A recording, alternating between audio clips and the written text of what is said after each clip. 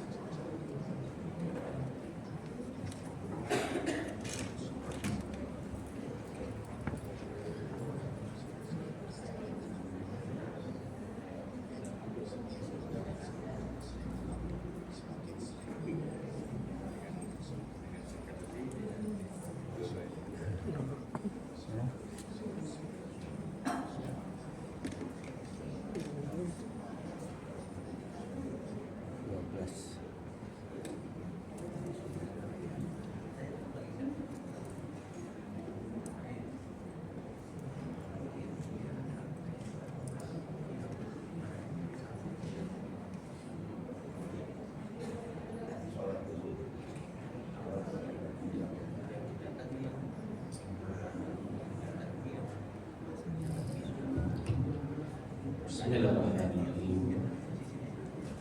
Assalamualaikum warahmatullahi wabarakatuh. Innal hamdalillah nahmaduhu wa nasta'inuhu wa nastaghfiruh wa na'udzu billahi min shururi anfusina wa sayyiati a'malina. May yahdihillahu fala mudilla lahu wa may yudlil fala hadiya lahu.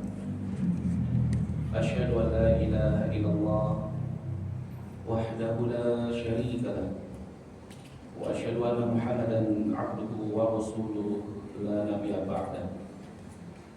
Qala Allah ta'ala fi kitabil karim, ya ayyuhalladzina amanu ittaqullaha haqqa tuqatih wa la tamutunna illa wa antum muslimun. Wa qala Allah ta'ala, ya ayyuhan nas ittaqu rabbakum alladzi khalaqakum min nafsin wahidah wa khalaqa minha zawjaha wa batha minhuma rijalan katsiran wa nisaa'a wattaqullaha alladzi tasaaluna bihi wal arham innallaha kana 'alaykum raqiba.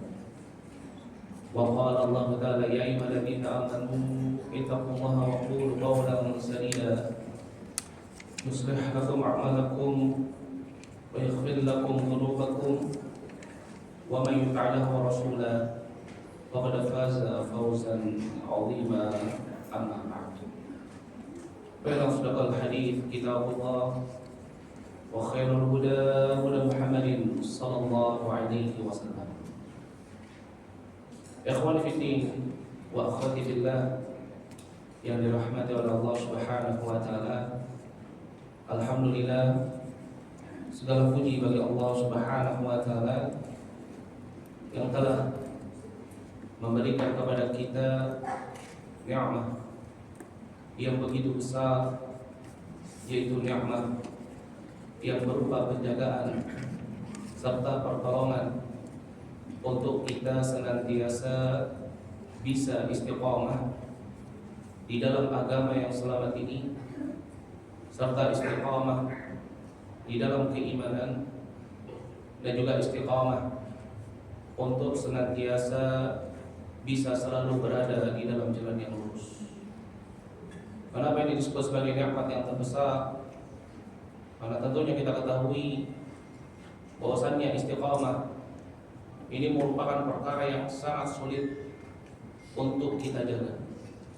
Jangankan kita, bahkan Nabi kita Muhammad sallallahu alaihi wasallam, ketika Allah Subhanahu wa taala memerintahkan di dalam surat Hud ayat yang ke-112, Allah perintahkan kepada nabinya, fastaqim kama umirta, maka istiqamahlah engkau wahai Muhammad sebagaimana yang diperintahkan kepadamu. Maka kata sahabat Ibnu Abbas radhiyallahu anhuma, sebagaimana disebutkan di dalam hadis yang diriwayatkan oleh Imam At-Tirmidzi, Nabi sallallahu alaihi wasallam, kata sahabat Ibnu Abbas, man nuzila ala Nabi sallallahu alaihi wasallam al-ayah hiya ashaddu wa la ashaqqu illa hadhihi al-ayah. Kata beliau, tidak ada satu ayat pun di dalam Al-Qur'an yang diturunkan kepada Nabi sallallahu alaihi wasallam yang sangat terasa berat dijaga oleh Nabi sallallahu alaihi wasallam kecuali ayat ini, yaitu surat Hud ayat yang ke-112, perintah untuk istiqamah. Maka dari itu, ketika Allah Subhanahu wa taala masih memberikan kepada kita penjagaan serta pertolongan untuk kita senantiasa bisa istiqamah, maka ini merupakan suatu nikmat yang sangat besar. Karena tanpa pertolongan Allah, tanpa penjagaan Allah, maka pastilah kita tidak akan pernah mampu untuk bisa istiqamah di dalam iman, begitu juga istiqamah di dalam Islam, serta istiqamah untuk senantiasa berada di dalam jalan yang lurus. Maka dari itu penting bagi kita untuk kita senantiasa mensyukuri nikmat ini. Jangan sampai nikmat istiqamah ini hilang di dalam kehidupan kita. Karena orang-orang yang akan mendapatkan janji syurganya Allah Subhanahu wa taala, Mereka adalah orang-orang yang senantiasa bisa untuk selalu istiqamah sampai ajal menjemput mereka. Dan ini sebagaimana yang dikabarkan di dalam firman Allah Subhanahu wa taala di dalam surat Fussilat ayat yang ke-30. Allah Subhanahu wa taala berfirman, "Innal ladzina qalu rabbuna Allah tsumma istaqamu." Sesungguhnya orang-orang yang mengatakan Rabb kami adalah Allah, dukhulu fil Islam, dukhulu fil iman, wa dukhulu fi sabilillah, tsumma istaqamu. Kemudian dia mampu untuk istiqamah. Ini istiqamah sampai ajal menjemputnya. Allah Subhanahu wa taala mengabarkan, tatanazzalu 'alaihimul malaikah alla takhafu wa la tahzanu wa abshiru bil jannati allati kuntum tu'adun. Allah Subhanahu wa taala mengabarkan nanti ketika kematian itu telah datang, maka akan turun kepada orang-orang yang istiqamah ini malaikat. Malaikat akan mengatakan kepadanya, ya alla takhafu, janganlah kalian takut, wa la tahzanu, jangan kalian bersedih, wa abshiru, dan terimalah kabar gembira bil jannah, dengan syurga yang dahulu pernah dijanjikan kepada kalian. Masya Allah.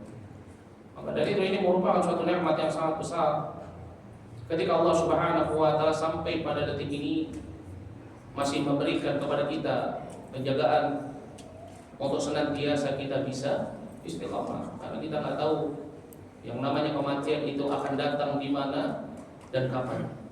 Maka dari itu kita sangat membutuhkan pertolongan Allah Subhanahu wa taala untuk senantiasa menjadikan kita sebagai hamba-hambanya yang selalu istiqamah di dalam iman, begitu juga di dalam Islam, serta istiqamah untuk senantiasa berada di dalam jalan yang lurus. Dan alhamdulillah pada kesempatan pagi hari yang berbahagia ini, di tempat yang mubarakah ini, kita juga masih diberikan oleh Allah Subhanahu wa taala nikmat yang begitu besar, yaitu nikmat untuk kita senantiasa bisa bertemu kembali di dalam majelis Quran. Nikmat untuk kita senantiasa bisa mempelajari Alkitab wa Sunnah. Nikmat untuk kita senantiasa bisa memahami agama kita. Kenapa ini disebut sebagai nikmat yang terbesar? Karena Allah Subhanahu wa taala jika menginginkan hambanya untuk senantiasa istiqamah, terus berada di dalam kebaikan, maka Allah Subhanahu wa taala setelah memberikan kepada dirinya ilham untuk berada di dalam hidayah, Allah Subhanahu wa taala pasti akan menjadikan dia faqih terhadap din. Allah akan jadikan dia cinta terhadap ilmu. Allah akan jadikan dia mudah untuk menerima ilmu. Allah akan jadikan dirinya untuk senantiasa bisa beramal di atas ilmu. Dan ini sebagaimana yang dikabarkan oleh Nabi kita Muhammad sallallahu alaihi wasallam di dalam suatu hadis dari sahabat Muawiyah radhiyallahu anhu yang diriwayatkan oleh Imam Bukhari dan Muslim. Kata Nabi sallallahu alaihi wasallam kepada para sahabatnya, "Man yuridillahu bihi khairan yufaqihu fid din." Barang siapa yang Allah Subhanahu wa taala inginkan dia berada di dalam kebaikan, maka Allah akan faqihkan dia. Allah akan pahamkan dia terhadap din agama ini. Innamal ilmu bita'allum. Hanya saja ilmu itu didapat dengan cara seseorang mau duduk bermajlis ilmu. Masya Allah. Maka ini merupakan suatu nikmat yang sangat besar yang hendaknya kita untuk senantiasa mensyukurinya. Jika nikmat ini ada pada diri kita, ada di tengah-tengah kehidupan kita. Karena tentunya kita ketahui ilmu ini merupakan suatu hal yang sangat mahal. Ilmu ini merupakan suatu hal yang sangat kita butuhkan. Bahkan Syekhul Islam Ibnu Qayyim rahimahullah mengatakan bahwasannya ilmu itu lebih dibutuhkan seseorang daripada makannya dia 3 kali sehari. Ya, kita ketahui seseorang kalau dia tidak makan maka pastilah dia akan mati, sama dengan orang yang hidup tanpa ilmu. Maka dia seperti orang yang mati. Dia pasti akan hilang arah. Dia pasti tidak akan tahu tujuan hidupnya.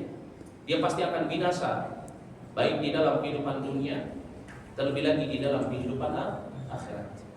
Dan insya Allah pada kesempatan Pagi hari yang berbahagia ini kita akan mengambil suatu tema yang sangat penting.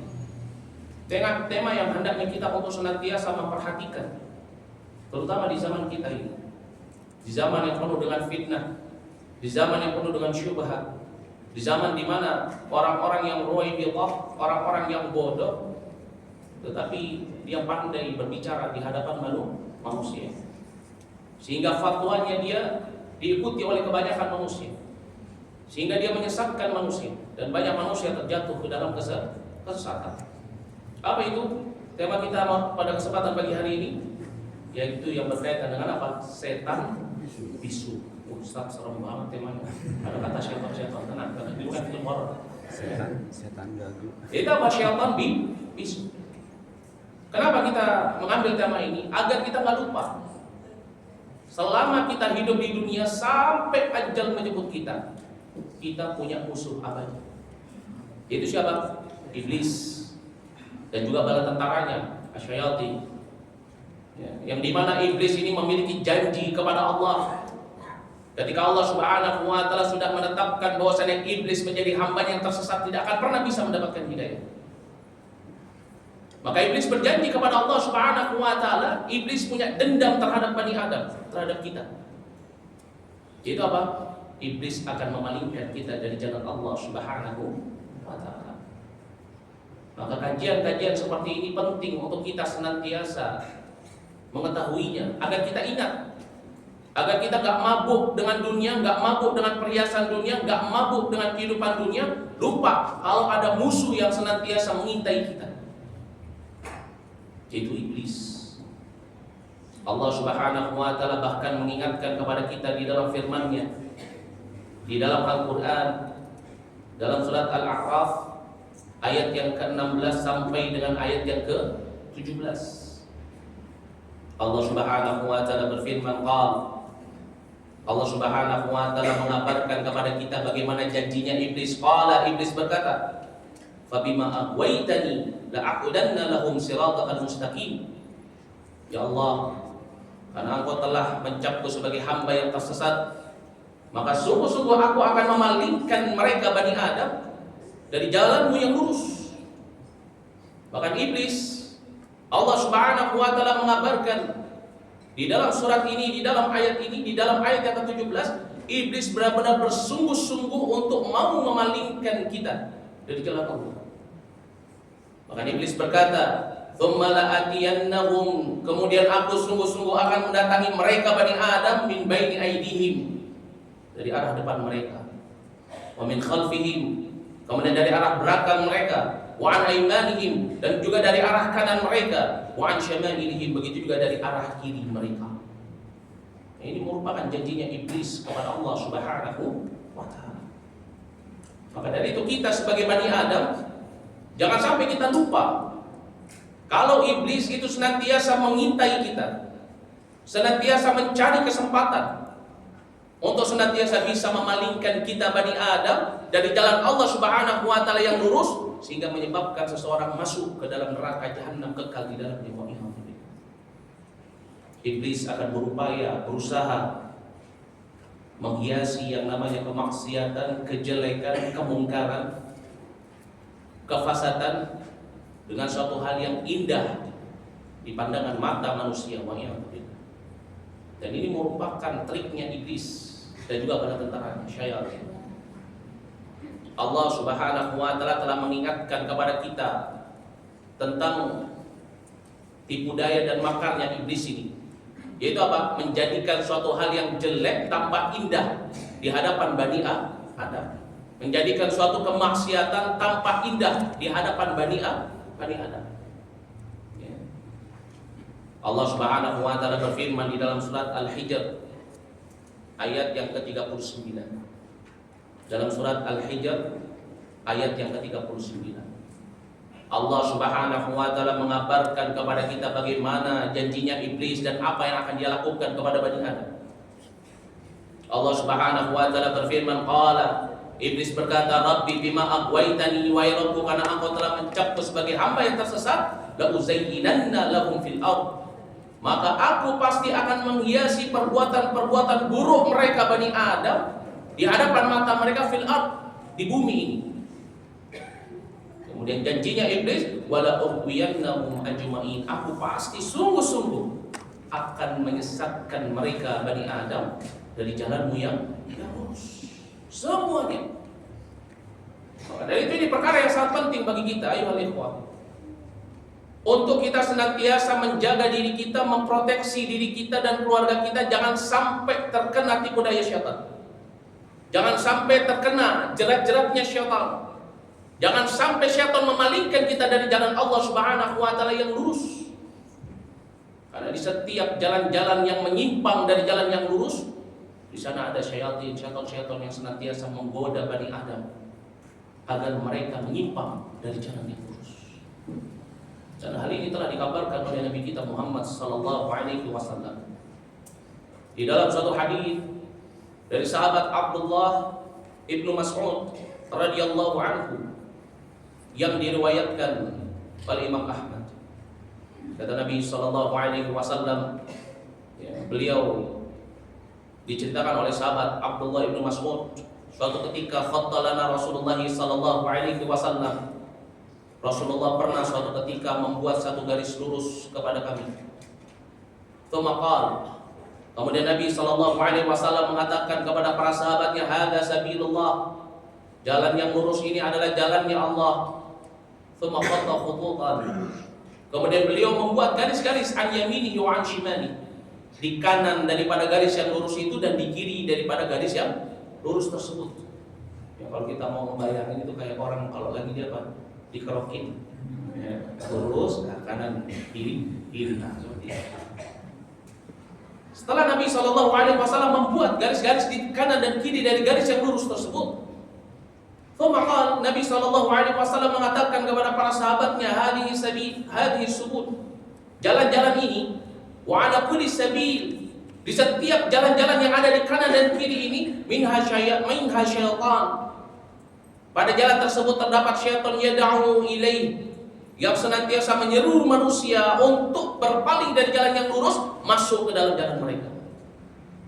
Maka dari itu Nabi sallallahu alaihi wasallam ingatkan kepada para sahabatnya dengan firman Allah Subhanahu wa taala dalam surat Al-An'am ayat yang ke-153, di mana Allah Subhanahu wa taala berfirman, wa anna hadza sirati mustaqima fattabi'uhu wa la tattabi'us subula fatafarraqa bikum an sabili. Dalam surat Al-An'am ayat yang ke-153, Allah Subhanahu wa taala berfirman, wa anna hadza sirati mustaqima, dan bahwasannya ini merupakan jalanku yang lurus, fattabi'u, maka ikutilah jalan yang lurus tersebut, wala tattabi'us subula, dan janganlah kalian mengikuti jalan-jalan yang selain daripada jalan yang lurus ini, selain jalan Allah, jalan-jalan yang ada di kanan dan di kiri, fatafarraqa, yang menyebabkan kalian berpecah belah, berpisah, berpaling bikum an sabili, dari jalan Allah Subhanahu wa taala yang lurus. Kalau kita ditanya apa itu jalan Allah, tentunya adalah jalan yang senantiasa berada di dalam koridor Alkitab wa Sunnah. Karena setiap jalan-jalan yang menyimpangkan seseorang dari jalan yang lurus, itu pastilah jalan-jalan yang menyelisihi Alkitab wa Sunnah. Maka dari itu disebutkan oleh Nabi kita Muhammad sallallahu alaihi wasallam sebagai wasiat beliau kepada para sahabatnya. Di dalam satu hadis dari sahabat Abu Hurairah radhiyallahu anhu yang diriwayatkan oleh Imam Malik, begitu juga diriwayatkan oleh Imam Al-Baihaqi dan juga Al-Hakim, Nabi sallallahu alaihi wasallam mengatakan kepada para sahabatnya, taraktu fikum amrayn aw syai'ain, aku tinggalkan kepada kalian dua perkara, dan tadallu idza tamassaktum bihima, kalian enggak akan pernah terpalingkan, tersesatkan dari jalan yang lurus kalau kalian memegang keduanya. Apa itu? Qala kitabullah wa sunnati. Nabi katakan yang pertama apa? Kitabullah, dan yang kedua adalah sunnati. Maka itu perkara yang sangat penting bagi kita ayyuhal ikhwah wa akhwati fillah dirahmati oleh Allah Subhanahu wa taala. Jangan sampai kita lupa dengan musuh kita. Jangan sampai kenikmatan dunia yang Allah berikan kepada kita lupa. Kalau di setiap sisi jalan kita, di setiap detik kehidupan kita, di setiap aliran darah kita ada syaitan-syaitan yang senantiasa menanti kita untuk lengah, jauh dari Allah, kemudian syaitan itu akan merayu kita untuk berpaling dari jalan Allah, sehingga dia bisa memasukkan kita ke dalam neraka jahanam biidznillah, dengan izin Allah. Allah Subhanahu wa taala mengingatkan kepada kita dalam surat Fatir ayat yang ke-6. Dalam surat Fatir ayat yang ke-6, Allah Subhanahu wa taala mengingatkan kepada kita, inna syaitana lakum adu. Sesungguhnya syaitan itu bagi kalian adalah musuh. Fattakhiduhu aduwa. Maka hendaknya fattakhiduhu aduwan. Maka hendaknya kalian jadikan syaitan itu sebagai apa? Musuh. Jangan malah syaitan-syaitan itu kalian jadikan teman, kalian jadikan sebagai wali, pelindung, kalian jadikan sebagai sesuatu atau seseorang yang dimintai nasihatnya. Allah telah mengingatkan kepada kita bahwasanya apa? Syaitan itu adalah musuh bagi kita Bani Adam. Karena syaitan punya misi khusus. Dari janjinya iblis itu apa? Memalingkan kita dari jalan Allah, sehingga menyebabkan kita terjatuh ke dalam neraka jahanam. Allah Subhanahu wa taala mengingatkan kepada kita di dalam surat ini, dalam ayat ini, innama yad'u hizbah. Sesungguhnya syaitan itu senantiasa menyeru hizbahu, kelompoknya, golongannya, pengikutnya, liyakunu min ashabis sa'ir, agar mereka menjadi penghuni-penghuni neraka yang menyala-nyala, wa iyadzu billah. Dari itu penting bagi kita ya ikhwah, akhwati fillah yang dirahmati oleh Allah Subhanahu wa taala. Jangan sampai kita lupa musuh kita masih hidup. Musuh kita masih memegang janjinya. Musuh kita terus berusaha, meskipun zaman ini telah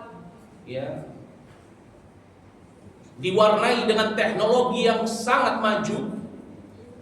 Syaitan, iblis dan bala tentaranya itu tidak pernah berhenti, tidak pernah menyerah, tidak pernah meninggalkan janji. Dan syaitan ini, bala tentaranya iblis ini, yang kerjaannya adalah memalingkan Bani Adam dari jalan Allah, ini kana minal ins wa kana minal jin. Ada yang dari kelompok manusia, ada yang dari kelompok jin.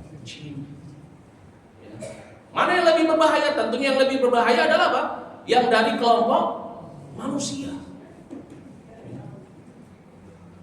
Allah Subhanahu wa taala mengabarkan kepada kita di dalam surat Al-An'am ayat yang ke-112. Allah Subhanahu wa taala berfirman, wa kadzalika ja'alna likulli nabiyyin aduwwa. Dan begitulah kami jadikan bagi setiap nabi musuh. Siapa mereka? Syayatin dan insi wal jin. Yaitu apa? Syaitan-syaitan dari kelompok manusia dan syaitan-syaitan dari kelompok jin. Yang paling berbahaya dari kelompok manusia. Kenapa? Karena kalau dari kelompok jin, ya, kita mengucapkan a'udzubillahi minasyaitonir rajim, lari dia. Dari kelompok jin, kita senantiasa berzikir kepada Allah, gak bisa dia mendekati kita. Dari kelompok jin, kita bacakan surat Al-Baqarah, terbakar dia, lari dia, sebagaimana yang dikabarkan oleh Nabi SAW. Tapi berbeda dengan syaitan-syaitan dari kelompok manusia. Ya. Kita ucapkan a'udzubillahi minasyaitonir rajim, makin jadi dia.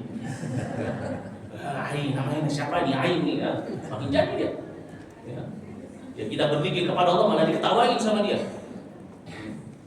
Kita baca surat Al-Baqarah, ya, dia tenang-tenang aja. Bahkan mungkin dia juga baca juga, ya, ayat yang lainnya minal Qur'an. Ini syaitan minal ins. Ya, lebih berbahaya daripada syaitan minal jin. Ya, kalau syaitan minal jin mengganggu Bani Adam, memberikan waswis di dalam hati, kita ucapkan a'udzubillahi minasyaitonir rajim. Allahu akbar, la ilaha illallah, la haula wala quwwata subhanallah bihamdi. Hilang keraguan itu. Baca Al-Qur'an, hilang keraguan itu. Ya. Tetapi mereka syaitan minal ins, syaitan-syaitan dari kelompok manusia yang senantiasa memalingkan Bani Adam dari jalan Allah yang lurus. Ketika kita berta'awudz, ketika kita berzikir, ketika kita membaca Al-Quran, mereka justru malah semakin keras usaha mereka untuk memalingkan kita dari jalan Allah. Ya. Semakin keras usaha. Dan syaitan-syaitan ini, syaitan-syaitan dari kelompok manusia ini disebutkan oleh para ulama yanqasimu ila qismain. terbagi menjadi dua golongan dan dua jenisnya. Apa yang pertama? Yaitu syaitan natiq. Yaitu syaitan apa? Natiq. Syaitan yang berbicara. Syaitan yang kerjaannya itu suka memberikan syubhat. Syaitan yang kerjaannya itu suka melegalisasikan hawa nafsunya. Syaitan yang senantiasa membenarkan kemaksiatan seseorang atau membenarkan apa yang Allah Subhanahu wa taala haramkan. Ini syaitan. Contohnya apa? Contohnya kasus yang terjadi di zaman kita. LGBT. Suka sama dengan jenis. Maka muncul syaitan-syaitan minal ins membela perbuatan ini, mengatakan, oh ini hak asasi manusia, oh ini toleransi, oh ini karena bawaan dari lahir. Ya, tapi tadi menghina Allah Subhanahu wa taala. Ya. Dan inilah jenis syaitan-syaitan dari manusia. Syaitan natiq, syaitan bicara, tapi apa yang keluar dari lisannya itu adalah sesuatu yang menyelisih Alkitab dan Sunnah, pelegalisasian terhadap hawa nafsu. Mereka memutarbalikkan fakta dengan kalimat-kalimat yang indah, dengan argumen-argumen yang masuk ke dalam logika manusia. Tujuannya apa? Memalingkan Bani Adam dari jalan Allah, membuat mereka tersesat dari Alkitab dan Sunnah. Dan Allah Subhanahu wa taala telah mengingatkan kepada kita terhadap hal ini. Di dalam surat An-Nisa ayat yang ke-135. Dalam surat An-Nisa ayat yang ke-135, Allah Subhanahu wa taala berfirman, "Fala tattabi'ul hawa." Maka janganlah kalian mengikuti hawa nafsu, an ta'dilu, karena ingin menyimpang dari kebenaran. Ini jenis syaitan natiq. Yang pertama apa? Dia berbicara untuk melegalisasikan keharaman atau melegalisasikan hawa nafsunya, meskipun dia nggak terjatuh ke dalam perbuatan itu. Atau yang kedua jenisnya adalah orang yang terjatuh ke dalam kemaksiatan itu, saking terus-menerusnya dia terjerat di dalam kemaksiatan itu, sampai akhirnya dia mencari cara bagaimana kemaksiatan itu bisa menjadi halal, bisa menjadi boleh. Ya. Wa'iyadzubillah, ini tingkatan kemaksiatan yang tertinggi. Itu apa? Ketika seorang terjatuh ke dalam kemaksiatan, kemudian apa? Kemudian dia mencari cara, gimana caranya supaya kemaksiatan yang saya lakukan ini legal. Sebagaimana yang dilakukan oleh manusia-manusia hina di zaman ini. Itu apa? Orang-orang yang suka dengan sesama jenis. Mencari cara supaya mereka bisa menikah sesama jenis. Padahal ini adalah hal yang sangat diharamkan di dalam agama kita. Termasuk dosa yang besar. Termasuk sesuatu yang membinasakan suatu kaum, yang Allah telah membinasakan kaum tersebut di zaman dulu sebagai ibrah, sebagai contoh bagi kita. Tetapi orang-orang yang seperti di zaman ini berusaha untuk apa? Melegalisasikan kemaksiatannya. Ya. Dan ini hanya salah satu jenis contohnya saja. Ya. Ini yang disebut sebagai apa? Syaitan natiq. Allah Subhanahu wa taala berfirman, "Fala tattabi'ul hawa an ta'dilu wa in talwu aw tu'ridu fa innallaha kana bima ta'maluna khabira." Maka janganlah kalian mengikuti hawa nafsu karena ingin menyimpang dari kebenaran. Sehingga apa? Wa in talwu, sehingga kalian memutarbalikkan fakta, memutarbalikkan kata-kata, ya. Aw tu'ridu, atau apa? Enggak mau menjadi saksi terhadap kemungkaran itu. Udah tahu itu kemungkaran, udah tahu itu kejelekan, tetapi putar balik kata supaya tampak indah, supaya masyarakat bisa menerima. Bahkan ada orang jahil yang mengatakan di negeri kita, oh LGBT itu di masyarakat kita belum bisa diterima saat ini. Oh berarti saat esok bisa? Nah, ini kejahilan. Berarti sama saja dia ingin melegalisasikan yang namanya kemungkaran. Ya. Dan bila ada orang-orang bodoh yang memang benar-benar mereka mengikuti syaitan-syaitan yang apa? Syaitan-syaitan yang berbicara. Bahkan bukan hanya orang-orang yang seperti ini saja, bahkan ada juga jenis-jenis mereka, orang-orang yang menghalalkan apa yang Allah haramkan. Mereka gunakan ayat, mereka gunakan hadis Mereka menggunakan perkataan ulama-ulama, tetapi apa? Maknanya mereka palingkan. Agar apa? Agar kemaksiatan, kemungkaran yang muncul di tengah-tengah umat, yang dimana mungkin ini menguntungkan bagi dia, atau mungkin dia sendiri yang terjatuh ke dalamnya, ya. Menjadi apa? Menjadi halal, tidak tampak seperti dosa di mata manusia. Dan ini terjadi di negeri kita. Maka dari itu Allah Subhanahu wa taala mengingatkan kepada kita tentang perkara ini. Jangan sampai seseorang dia menghalalkan apa yang Allah haramkan. Karena ini termasuk daripada perbuatannya syaitan. Jadi termasuk perbuatan dosa. Dosa yang besar. Disebutkan di dalam firman Allah Subhanahu wa taala dalam surat An-Nahl ayat yang ke-116. Allah Subhanahu wa taala berfirman, "Wa la taqulu lima tasifu alsinatukum al-kadhib." Dan janganlah kalian mengatakan sesuatu dengan lisan-lisan kalian secara dusta. Hada halalun wa hada haramun litaftaru 'ala Allahi al-kadhiba. Ini halal, ini haram. Ini maknanya apa? Menghalalkan apa yang Allah haramkan, mengharamkan apa yang Allah halalkan. Litaftaru 'ala Allahi al-kadhiba, untuk membuat kedustaan atas nama Allah, wa iyadzu billah. Dan ini banyak terjadi di zaman kita. Orang-orang yang mempelajari Al-Quran, orang-orang yang mempelajari hadis, orang-orang yang duduk di pondok-pondok belajar kitab kuning, terjatuh ke dalam suatu kemaksiatan, kemungkaran. Bukannya dia bertobat kepada Allah, malah justru dia mencari celah. Untuk apa? Bisa menghalalkan apa yang Allah haramkan. Orang yang seperti itu sama saja seperti orang yang membuat kedustaan atas nama Allah.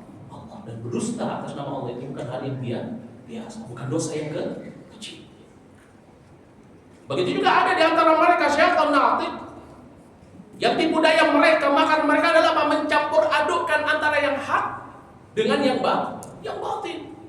Sehingga yang batil ini tampak seolah-olah seperti yang hak. Mereka campur adukkan hawa nafsu mereka, kemaksiatan yang mereka terjatuh ke dalamnya dengan sesuatu yang hak, seolah tanpa apa? Seolah tanpa oh ini ada dalilnya, oh ini benar, oh ini diperbolehkan. Maka dari itu Allah Subhanahu wa taala mengingatkan kepada kita di dalam surat Al-Baqarah ayat yang ke-42. Allah Subhanahu wa taala berfirman, "Wa la talbisul haqqo bil batil wa taktumun al-haqq." Dan janganlah kalian mencampur adukkan antara yang hak dengan yang batil. Wa taktumul haqqa wa antum ta'lamun. Dan kalian menyembunyikan yang hak sedangkan kalian mengetahui tentang perkara itu. Tahu kalau itu salah, tahu kalau itu mungkar. Tapi karena yang melakukan itu adalah keluarga saya, anak saya, teman saya, sahabat saya, ya, kelompok saya, ya maka ya lebih baik kita jangan ribut, ya, karena juga ada dalil yang lain begini mengatakan hati-hati, jangan sampai seseorang mencampur adukan antara yang hak dengan yang batil. Dan ini banyak terjadi orang-orang yang seperti ini. Jadi siapa? Orang-orang yang senantiasa mencampur adukan antara yang hak dengan yang batil. Dia tahu, oh perbuatan ini, amalan ini memang tidak ada di dalam Alkitab atau Sunnah, tidak pernah dicontohkan oleh Nabi. Ini termasuk perkara yang tidak diperintahkan oleh Nabi. Ya, tetapi karena masyarakat kita banyak yang melakukannya, ya mau nggak mau ya kita pakai dalil yang ini aja, nggak bisa. Ya, dalil minat kita sunnah itu bukan untuk legalisasian hawa nafsu. Maka orang-orang yang seperti ini, meskipun dia menghafal Quran, meskipun dia menghafal hadis, meskipun dia belajar dengan seorang ulama yang hebat sekalipun, kalau dia mencampur adukan antara yang hak dengan yang batil, maka dia disebut sebagai apa? Syaitan. Nah, syaitan yang berbicara. Wah, minal munafiqin. Dan syaitan natif ini termasuk dari kelompok apa? Munafik. Munafik i'tiqadi, orang yang paling mungkar, orang yang paling hina, bahkan lebih hina dan lebih mungkar daripada orang-orang kafir. Kenapa? Karena dia dhahrul Islam wa batinul kufur. Ditampakkan keislaman seolah dia adalah seorang muslim, seolah dia adalah orang yang alim, tetapi di dalam hatinya dia membela yang namanya kekufuran. Dia membela yang namanya keharaman, dia membela yang namanya kesesatan. Maka inilah orang-orang munafik yang i'tiqadi, yang Allah Subhanahu wa taala jadikan tempatnya nanti di daril akhirat di tempat yang paling hina, yaitu di keraknya neraka jahanam. Disebutkan dalam surat An-Nisa ayat yang ke-145. Allah Subhanahu wa taala berfirman, "Innal munafiqina fi darkil asfal minan nar." Sesungguhnya orang-orang munafik. Siapa munafik di sini? Munafik i'tiqadi. Orang yang bicara agama, tapi apa yang dia ucapkan menyelisih dari Alkitab wa Sunnah. Orang yang melegalisasikan kemaksiatan bil kitab wa sunnah, dengan berdalilkan atas Alkitab wa Sunnah, dia jadikan, dia campur adukan antara yang hak dengan yang batil. Dan ini banyak di zaman kita, di negeri kita. Orang-orang munafik i'tiqadi, buatan orang kafir harbi, kaum liberal, kaum sekuler. Mereka dikasih beasiswa sekolah di negeri-negeri kafir, tujuannya dicuci otaknya. Untuk apa? Untuk menyesatkan kaum muslimun di negeri kita ini. Jadi bukan hoax. Ini terjadi. Yang dicari anak-anak yang memang giat di dalam organisasi keislaman, yang pakai jilbab, yang kelihatan baik, dikasih beasiswa ke luar negeri, senang mereka. Ya. Kemudian tapi di sana kemudian dicuci otak mereka. Dan saya menyaksikan ini. Jadi saya mengatakan ini dan saya tahu buktinya. Orang-orang yang lulusan luar negeri, beasiswa itu kebanyakan seperti itu. Sehingga akhirnya ketika mereka datang ke Indonesia, mereka pasti akan menolak apa-apa yang datang dengannya Alkitab wa Sunnah. Salah satunya apa? Pakai jilbab bagi wanita. Ini salah satunya saja. Pakai jilbab bagi seorang wanita. Salah duanya apa? LGBT. Orang-orang yang seperti ini pasti mereka akan membela yang namanya LGBT. Dengan apa? Dengan slogan toleransi, dengan slogan hak asasi, dengan slogan yang penting kita nggak ikut masuk ke dalam kemaksiatan itu. Ya, dengan kalimat-kalimat mereka yang zukhrufal qaul gurura. Kalimat-kalimat indah, kalimat-kalimat bijaksana, kalimat-kalimat yang terkesan internet. Tetapi pada hakikatnya apa? Gururan, menyesatkan manusia. Ini siapa namanya? Ya. Kerjaan mereka itu adalah apa? Menyesatkan Bani Adam agar mereka berpaling dari jalan yang lurus dengan mencampur adukkan yang hak dengan yang batil. Begitu juga di antara mereka. Syaitan natir. Ini syaitan yang berbicara adalah apa? Orang-orang yang terjatuh ke dalam kemaksiatan, orang-orang yang berada di dalam kemaksiatan itu, keharaman itu, kesesatan itu, kemudian dia gunakan kalimat-kalimat indah untuk memalingkan manusia, untuk melegalisasikan perbuatannya. Dia pakai logikanya agar bisa diterima kemaksiatannya. Nah, ini terjadi. Contoh sesama orang yang suka sesama jenis, kemudian mengatakan, apakah kita salah kalau kita menyayangi saudara kita? Alasan dia apa? Alasan dia suka dengan sesama jenisnya itu. Nah, ini juga rasa sayang. Bukannya Allah mencintai orang yang saling berkasih sayang? Terkesan indah. Oh iya, karena nama kasih sayang, rasa cinta. Masa berdosa orang memberikan apa? Kasih sayang ke sama jenisnya. Ya memang berdosa kalau itu berlebihan, kalau itu menyelisih syariat. Memang kita diperintahkan untuk berkasih sayang terhadap sesama manusia, tetapi dalam koridor yang benar. Nabi SAW mengatakan dalam hadis Anas bin Malik yang diriwayatkan oleh Imam Bukhari dan Muslim, Nabi mengatakan, la yu'minu ahadukum hatta yuhibba li akhihi ma yuhibbu li nafsi. Tidak sempurna iman seseorang sampai dia mencintai saudaranya sebagaimana dia mencintai dirinya sendiri. Tapi ingat, di dalam kecintaan gak boleh kita melebihi cinta kita kepada hamba, melebihi kecintaan kita kepada Allah. Ketika mereka, orang-orang yang suka sesama jenis mengatakan, oh kami cuma menyalurkan rasa cinta kami kepada manusia, ini kan disyariatkan. Ingat, Allah menetapkan kepada kita bahwasannya laki-laki pasangannya adalah barang.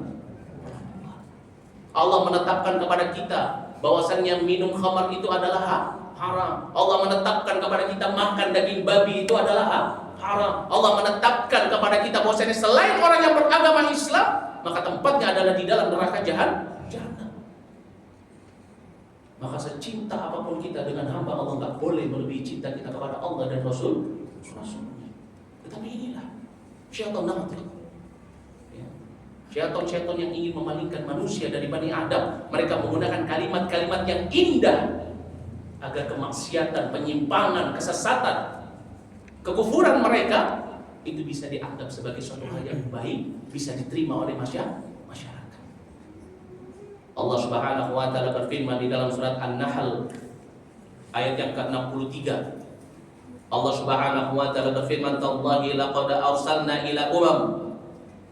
Tallahi, demi Allah, laqad arsalna ila umam min qablik.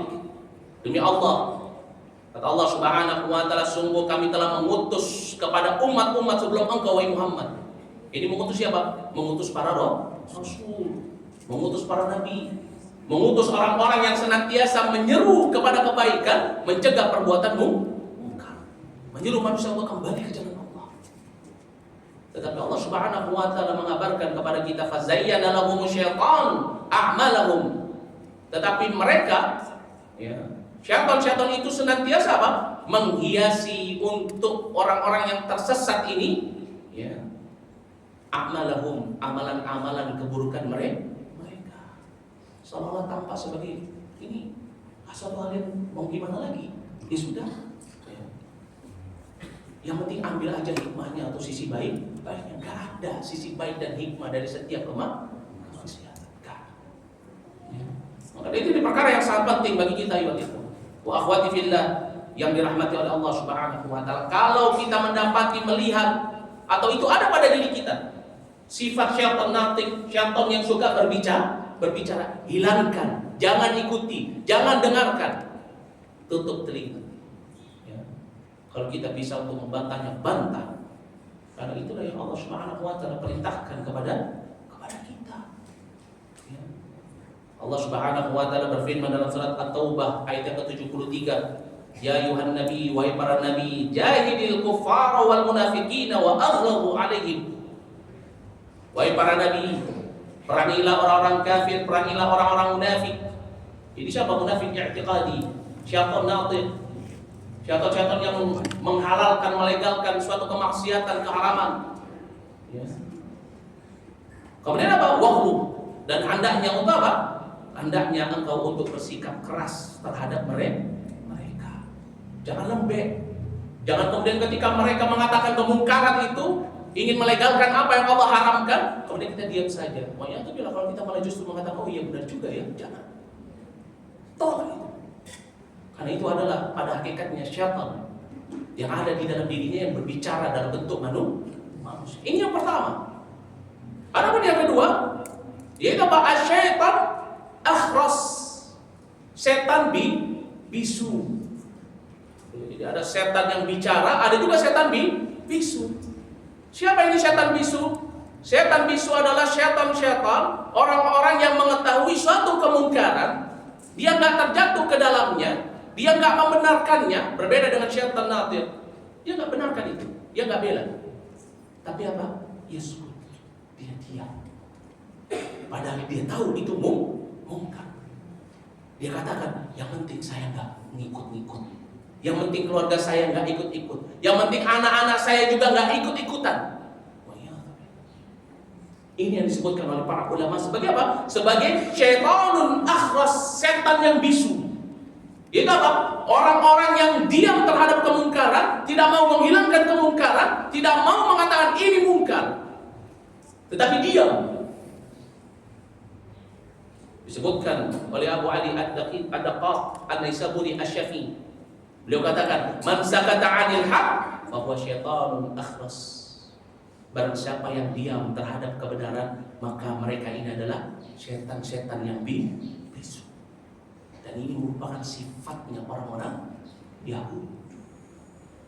Mereka kalau ada kemungkaran muncul di tengah-tengah mereka, kemaksiatan muncul di tengah-tengah mereka. Mereka bukannya memadamkan kemaksiatan itu, menghilangkan kemungkaran itu, tetapi apa? Mereka mendiamkan. Yang penting kita nggak ikut-ikutan, yang penting kita nggak ngelakuinnya, sudah diam aja. Ya, itu hak mereka sebagai manusia. Oh ya, tidak. Inilah golongan kelompok orang-orang yang dilaknat oleh Allah Subhanahu wa taala. Ya. Allah Subhanahu wa taala berfirman di dalam surat Al-Maidah ayat yang ke-78 sampai dengan ayat yang ke-79. Allah Subhanahu wa taala berfirman, "Lu'inal ladzina kafaru min bani Israil." Ya. Itu apa? Allah Subhanahu wa taala mengabarkan kepada kita, "Lu'inal ladzina kafaru min bani Israil." Dilaknat orang-orang kafir dari Bani Israel ala lisan Daud wa Isa bin Maryam. Atas lisannya Daud dan juga Isa bin ibni Maryam. Dzalika bima asaw. Itu karena sebab mereka itu senantiasa durhaka kepada Allah, wa kanu ya'tadun, dan mereka senantiasa melampaui batas. Apa bentuk kedurhakaannya? Apa bentuk melampaui batasnya? Allah Subhanahu wa taala mengabarkan, menerangkan kepada kita, kanu la yatanahawna an munkar. Itu apa? Kanu, mereka dulu la yatanahawna an munkar atau an munkar. Mereka adalah orang-orang yang enggak mau apa? Ya, itu apa? Hauna. Enggak mau apa? Enggak mau untuk saling mencegah an munkar, dari perbuatan munkar. Ya. Ini karakteristiknya mereka, orang-orang Bani Israel. Itu apa? Ketika ada satu kemungkaran muncul di tengah-tengah lingkungan hidup mereka, di depan mata mereka, mereka nggak mau untuk apa? Menghilangkannya, nggak mau untuk memadamkannya, diam, membiarkan. Allah Subhanahu wa taala berfirman, fa'alu, maka mereka pun apa? Mereka pun melakukannya. Labisa ma kanu yaf'alun. Maka mereka ini adalah orang-orang yang apa? Orang-orang yang buruk, yaf'aluna, apa-apa yang mereka kerjakan. Ya. Maka dari itu ini penting bagi kita, kalau kita melihat suatu kemungkaran itu ada di tengah-tengah kita, atau mungkin ada di dalam rumah tangga kita, atau mungkin ada di dalam lingkungan tempat tinggal kita, atau kemungkaran itu ada di tengah-tengah lingkungan pertemanan kita, maka jangan menjadi setan-setan yang bisu. Jangan karena sebab kita gak enakan dengan teman kita, gak enakan dengan keluarga kita, gak enakan dengan tetangga kita, dengan manusia, menjadikan kita diam dari yang namanya kemungkaran. Padahal kita tahu itu salah, padahal kita bisa untuk menasehati. Jangan. Ya. Karena Nabi SAW melarang kita untuk diam terhadap kemungkaran karena sebab apa? Gak enak dengan manusia. Jangan. Ya. Disebutkan di dalam hadis dari sahabat Abu Sa'id Al-Khudri radhiyallahu anhu yang diriwayatkan oleh Imam Ahmad, kata Nabi sallallahu alaihi wasallam kepada para sahabatnya, "Ada, ingatlah oleh kalian, la yamna'anna rajulan, jangan sampai seseorang haibatun nas, karena sebab dia segan kepada manusia, itu apa? Yamna'anna rajulan, jadi menghalangi seseorang untuk apa? An yaqula bihaqqin idza alima, untuk mengatakan sesuatu yang benar dari hal-hal yang dia ketahui. Kalau kita tahu ini kemungkaran nggak boleh dalam agama, kita lihat depan mata kita terjadi. Mau kita di jalan, mau kita di rumah, mau kita lagi sedang nongkrong sama teman-teman kita, mau kita sedang berada di dalam lingkungan masyarakat, kita lihat ini kemungkaran. Maka jangan sampai kita diam, jangan sampai menghalangi kita. Untuk apa? Untuk tidak mengatakan yang benar. Katakan, ini salah, ini nggak boleh, ini menyelisihi syariat. Seharusnya kamu bertobat, seharusnya kamu kembali kepada Allah. Urusan nanti kita mau diterima atau tidak nasihatnya, itu urusan belakangan. Hidayah itu datangnya dari Allah. Yang penting kita sampaikan. Kenapa? Karena ini merupakan kewajiban kita sebagai seorang muslim, kewajiban kita sebagai seorang mukmin. Allah mewajibkan kepada kita, memerintahkan kepada kita, kalau kita melihat suatu kemungkaran, maka hendaknya kita untuk senantiasa melarang. Itu kewajiban kita. Allah Subhanahu wa taala berfirman dalam surat Al-Imran ayat ke-104. Allah Subhanahu wa taala berfirman dalam surat Al-Imran ayat ke-104. Allah perintahkan kepada kita, wal takun minkum ummah, hendaknya kalian menjadi suatu umat, suatu kaum yad'una ilal khair, yang senantiasa menyerukan kepada kebaikan, wa ya'muruna bil ma'ruf, dan juga menyuruh kepada perbuatan yang ma'ruf, wa yanhauna 'anil, dan mencegah dari perbuatan mungkar. Wa ulaika humul muflihun. Dan inilah orang-orang yang beruntung. Ya.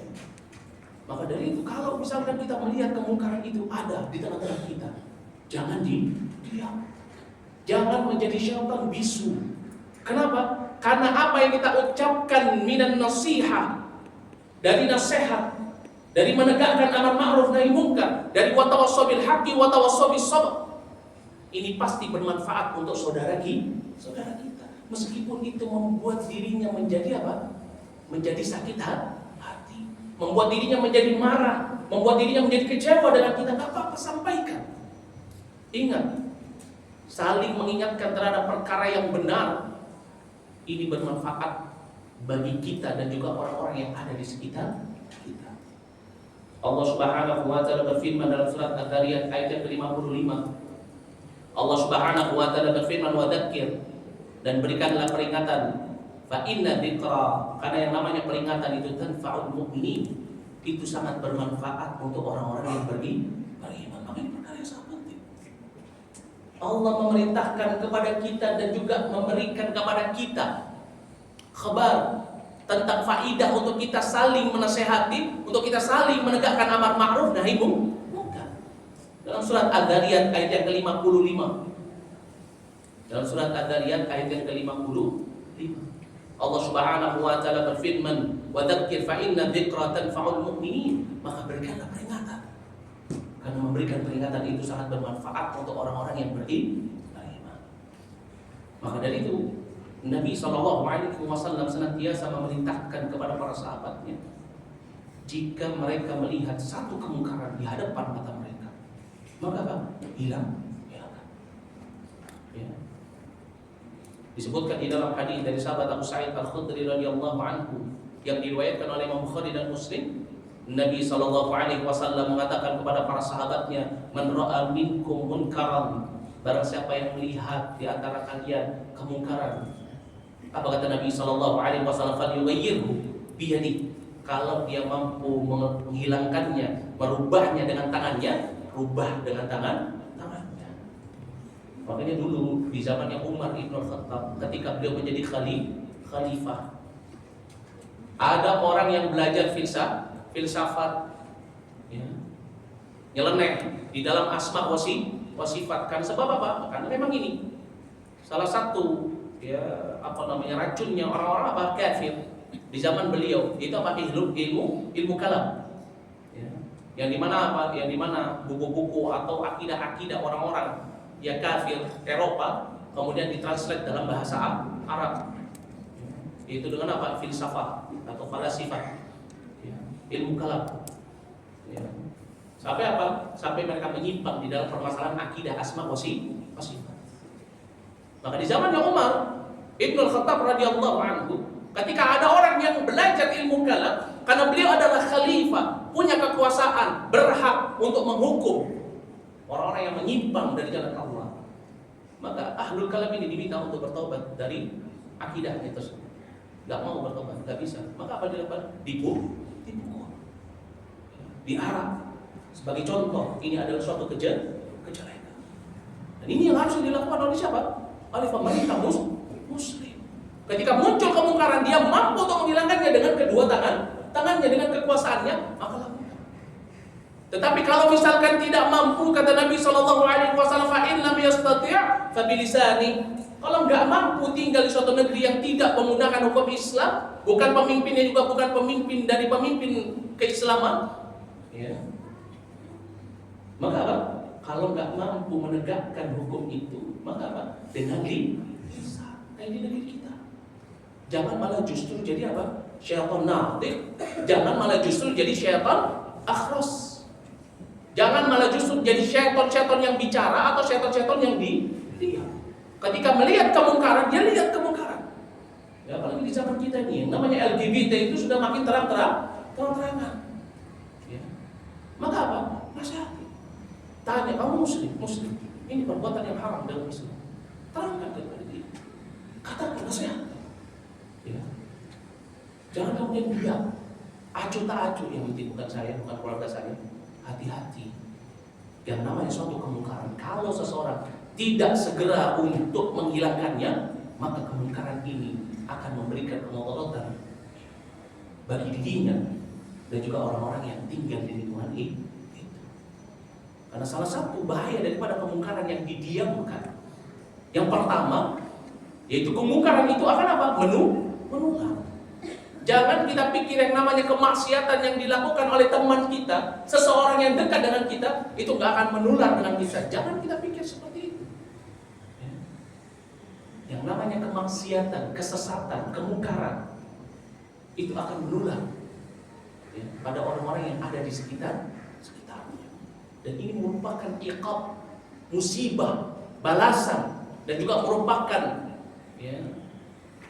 azab dari Allah Subhanahu wa ta'ala. Ketika seorang diam dari yang namanya apa? Kemungkaran. Jangan kita pikir yang penting saya dan keluarga saya aman. Saya selalu mengajarkan mereka agama. Ya, kita mengajarkan mereka agama di rumah. Kalau mereka sudah keluar dari rumah, siapa yang bisa menjamin mereka tidak akan tertular dengan virus-virus kemaksiatan itu? Siapa yang menjamin kalau mereka nggak akan terjatuh ke dalam apa? Kemaksiatan yang sedang tumbuh di suatu masyarakat. Maka dari itu sahabat Abu Bakar As-Siddiq radhiyallahu anhu di dalam suatu hadis yang diriwayatkan oleh Imam At-Tirmidzi dan juga Imam Abu Dawud, beliau mengatakan kepada para sahabat, kata sahabat Abu Bakar As-Siddiq, ya ayuhan nas, wahai manusia, innakum lataqra'una hadhil ayat. Bukankah kalian sungguh-sungguh telah mendengar ayat ini, membaca ayat ini? Itu apa? Itu firman Allah Subhanahu wa ta'ala dalam surat Al-Maidah ayat yang ke-105. Itu apa? Surat Al-Maidah ayat yang ke-105. Di mana Allah Subhanahu wa ta'ala berfirman, ya ayyuhalladzina amanu, wahai orang-orang yang beriman, alaikum anfusakum.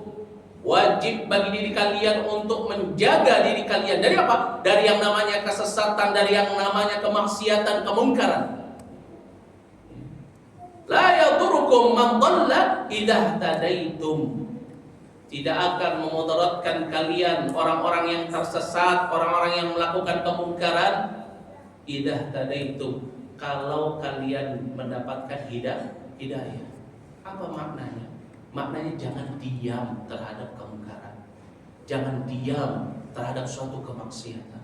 Jangan diam terhadap suatu kesesatan. Kenapa? Karena kita akan selamat dari kesesatan itu kalau kita mendapatkan petunjuk. Kalau nggak mendapatkan petunjuk, maka apa?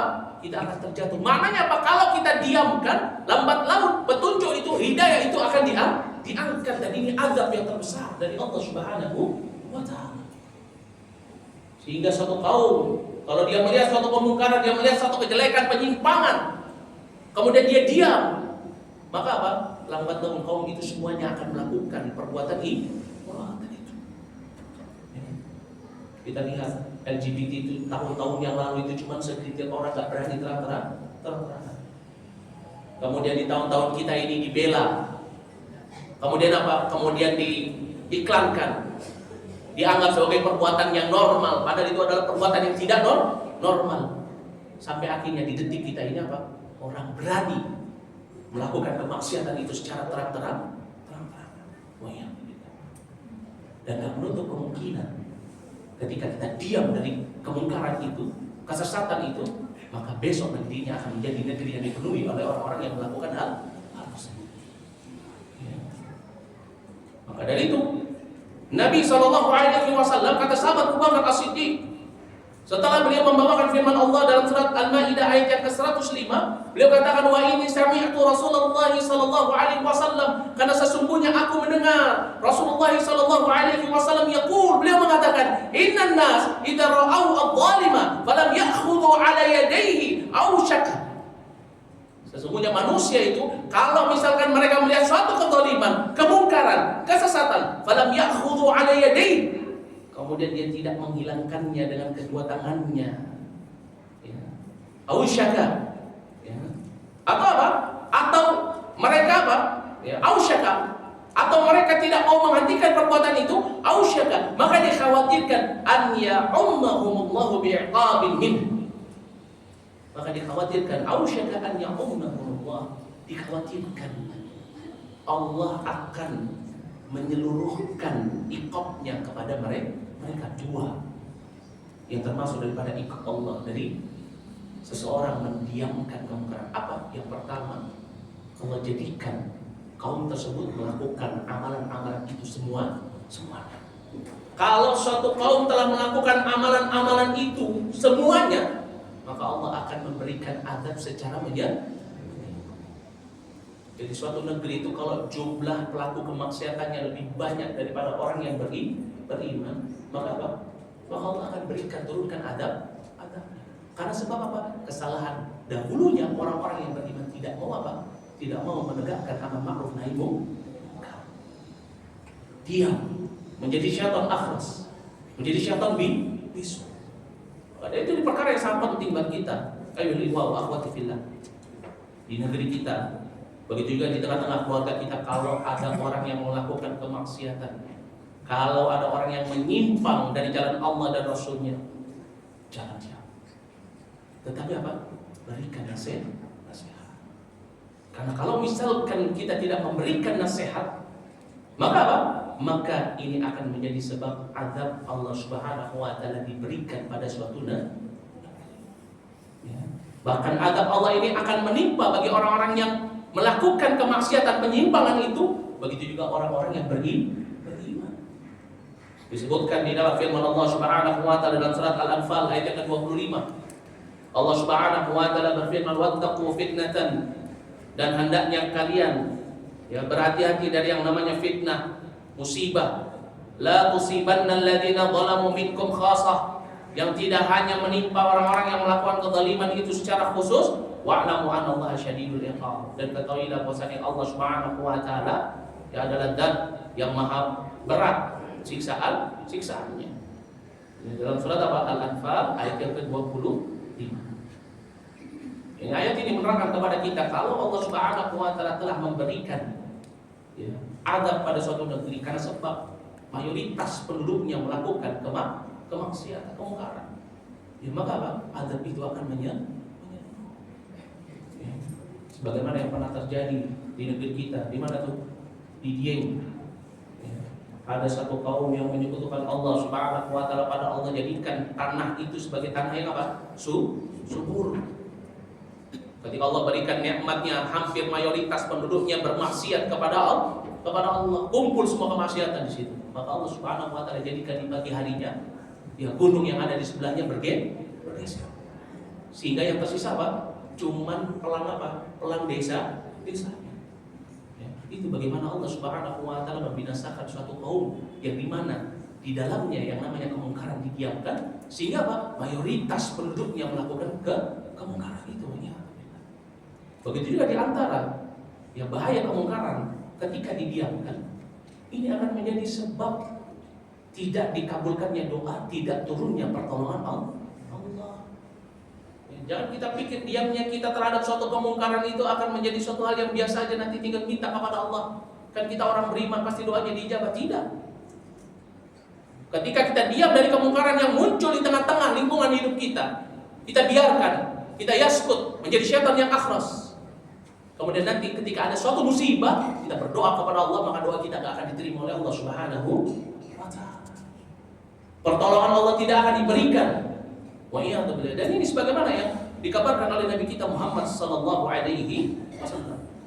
Di dalam satu hadis yang diriwayatkan oleh Imam Ahmad dan juga diriwayatkan oleh Imam Tirmidzi dari sahabat Hudzaifah bin Yaman, bahwasanya beliau mengatakan, Rasulullah sallallahu alaihi wasallam mengatakan, walladzi nafsi biyadihi, demi zat yang jiwaku ada di tangannya. Ini merupakan qasam, sumpah.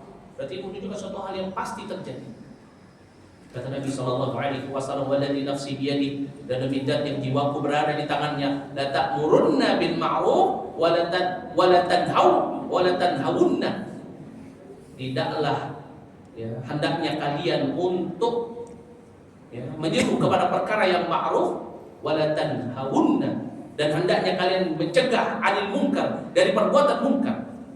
Ini Nabi memerintahkan kepada kita. Au la yushikanna Allahu an yab'atsa 'alaikum 'iqaban minhu thumma tad'unahu fala yustajabu lakum. Aku khawatir Kata Nabi SAW, atau dikhawatirkan Allah akan memberikan musibah adabnya, balasannya kepada kalian. Kemudian apa? Kemudian kalian berdoa kepada Allah, fala yustajabu lakum, tetapi doa kalian tidak dijabah. Maka ini perkara yang sangat penting bagi kita, ya ikhwah wa akhwati fillah yang dirahmati oleh Allah Subhanahu wa taala. Jangan sampai kemungkaran yang muncul di tengah-tengah kita diamkan. Jangan sampai justru malah kita membela kemungkaran itu. Jangan sampai kita menjadi syaitan bisu. Jangan sampai kita menjadi orang-orang yang menjadi pintu kejelekan dan juga kecelakaan dan juga kebinasaan itu masuk di tengah-tengah lingkungan hidup kita. Ya. Penting bagi kita untuk senantiasa menegakkan amar ma'ruf nahi munkar, karena ini merupakan karakteristik dari kita sebagai orang yang beriman dan bentuk kasih sayang kita kepada saudara kita sesama muslim, sesama manusia. Dalam surat At-Taubah ayat yang ke-71 Allah Subhanahu wa taala berfirman, al-mu'minuna wal mu'minat ba'dhuhum awliya'u ba'd. Seorang mukmin laki-laki dan mukmin perempuan satu dengan yang lainnya itu menjadi wali, pelindung, penjaga. Ya'muruna bil ma'ruf wa yanhauna 'anil munkar. Itu ketika mereka senantiasa memerintahkan dalam perkara yang ma'ruf, mencegah diri dari perbuatan yang munkar. Maka ini perkara yang sangat penting bagi kita, untuk kita senantiasa mengingat, ya. Tidak ada orang yang tidak terjatuh ke dalam suatu dosa. Setiap Bani Adam pasti terjatuh ke dalam dosa. Tapi sebaik-baiknya orang yang berdosa itu bukan orang yang melegalisasikan perbuatan dosa. Itu orang-orang yang senantiasa kembali kepada Allah. Disebutkan dalam hadis yang diriwayatkan oleh Imam, ya, yang diriwayatkan oleh Imam Tirmidzi, kata Nabi SAW, kullu bani Adam khata' wa khairul khata'in at-tawwabun. Setiap bani Adam terjatuh ke dalam kesalahan, dan sebaik-baik orang yang terjatuh dalam kesalahan adalah orang yang bertaubat. Ya. Allah tahu kita pasti terjatuh ke dalam suatu dosa. Tidak hina orang yang terjatuh ke dalam suatu dosa ketika dia bertobat kepada Allah. Tetapi hinanya seseorang itu ketika dia terjatuh ke dalam kemaksiatan, kemudian apa? Dia membela kemungkaran yang dia kerjakan. Terlebih lagi orang-orang yang tidak terjatuh ke dalam kemungkaran, tetapi dia menjadi syaitan, setan-setan yang membela kemungkaran yang terjadi. Maka ini perkara yang sangat penting bagi kita, untuk kita senantiasa mengingat hal ini. Jangan sampai kita menjadi syaitan natik, terlebih lagi menjadi apa? Syaitan akhras, karena ya mudaratnya itu akan kembali kepada diri kita dan keluarga kita. Mungkin ini yang bisa saya sampaikan pada kesempatan pagi hari yang berbahagia ini. Semoga apa yang disampaikan bisa memberikan manfaat dan juga bisa menjadi pengingat bagi kita, dan juga bisa yang menjadi renungan untuk kita senantiasa menegakkan amar ma'ruf nahi munkar. Ya, semoga Allah Subhanahu wa taala menyelamatkan diri kita dan keluarga kita dari segala fitnah, begitu juga dari segala syubhat, begitu juga dari segala makarnya syaitan, dan juga dari segala kemaksiatan. Ya, naktafi lahuna subhanallahi wa bihamdihi asyhadu an la ilaha illa anta astaghfiruka wa atubu ilaik. Assalamualaikum warahmatullahi wabarakatuh. Yang mau bertanya? Baik, terima kasih. Bismillahirrahmanirrahim. Ustaz, kenapa surat At-Taubah itu tidak diawali dengan bismillah?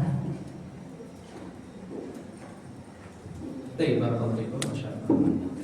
Bismillahirrahmanirrahim. Ini apa?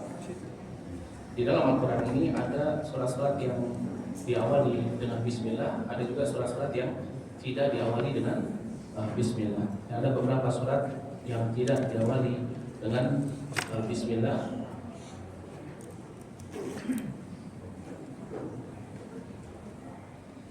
Ya, salah satunya adalah apa? Salah satunya adalah surat At-Taubah. Ya.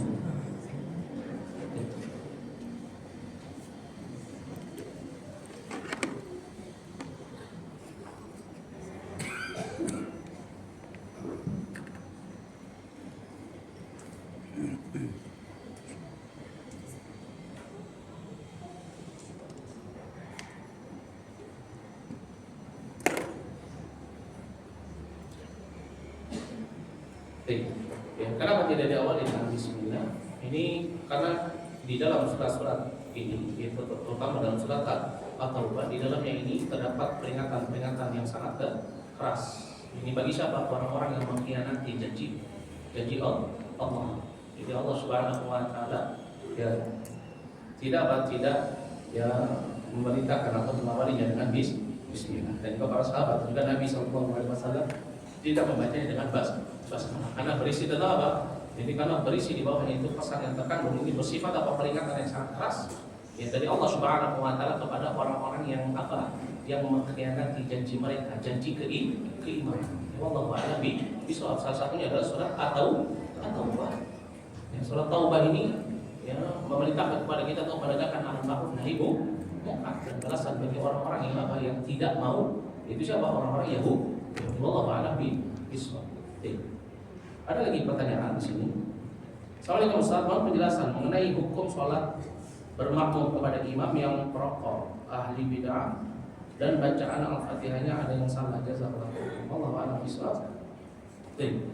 Adapun bagi perokok, kalau misalkan dia pelaku maksiat, tapi maksiatnya ini tidak menyebabkan dia kufur, ya, tidak menyebabkan dia menjadi munafik ya tadi, ya maka apa? Ya maka tidak mengapa. Ya, seorang ini maknanya tidak mengapa di sini, maknanya sholatnya sah. Ya, bukan berarti anjuran, tetapi maknanya apa? Sholatnya sah. Ya, misalkan sholat di belakang koruptor, boleh nggak? Kebetulan di kantor saya ini bos saya selalu jadi imam. Ya padahal apa? Dia tukang korupsi. Ya sah nggak ya sholat saya? Tapi kalau nggak sholat di belakang dia, ntar besok dipecat misalkan. Ya maka sholatnya sah. Kalau misalkan apa? Kalau kemaksiatan itu bukan kesyirikan atau bukan sesuatu yang mengeluarkan dari Islam. Ya misalkan akidahnya akidah batilah seperti Syiah Rafidhah. Ya maka nggak boleh sholat di belakang orang Syiah Rafidhah. Ya, kenapa? Karena akidahnya itu sudah apa? Sudah menyebabkan dia keluar dari Islam, apalagi Jahmiyah. Ya, orang-orang yang apa? Orang-orang yang ya tidak mengimani nama-nama dan sifat Allah. Jadi ini Jahmiyah, ini kufur, mukhrij minal Islam. Siapa lagi? Ya, di antaranya selain Jahmiyah juga di dalam permasalahan akidah, yaitu apa? Orang-orang yang menentang takdir Allah Subhanahu wa taala. Ya, di dalam hal ini ada Qadariyah, ada Jabriyah. Jabriyah. Anak lupa. Ya maka apa? Maka ya nggak boleh sholat di belakang orang yang memiliki akidah yang kotor, yang menyimpang. Yang dikatakan oleh para ulama, kalau dia memiliki akidah itu maka dia keluar dari Islam. Tapi kalau selama tidak, ya maka tidak mengapa. Ya. Adapun misalkan dia termasuk daripada ahlul bid'ah, maka dilihat bid'ahnya ini di dalam apa. Ya, kalau bid'ahnya ini di dalam sholatnya, ya maka apa? Jangan sholat.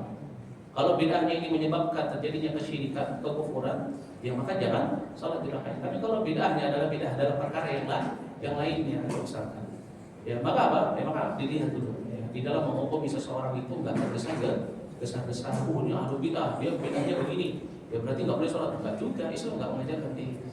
Islam itu mengajarkan di dalam permasalahan kehormatan seseorang, amalan seseorang, itu yang pertama itu adalah berprasangka baik, yang kedua tabayun, yang ketiga nasihat. Yang kemudian dilihat kadarnya, yang nggak semua dihukumi, langsung nggak boleh, enggak, dilihat dari kadarnya. Ya karena nggak ada manusia yang sempurna, dilihat dari kadarnya. Tetapi kalau dalam sholat ya terdapat kebidahan, yang itu membatalkan sholat. Ya misalkan sholat Jumat dia lakukan 4 rakaat. Ya, ada nggak? Ada.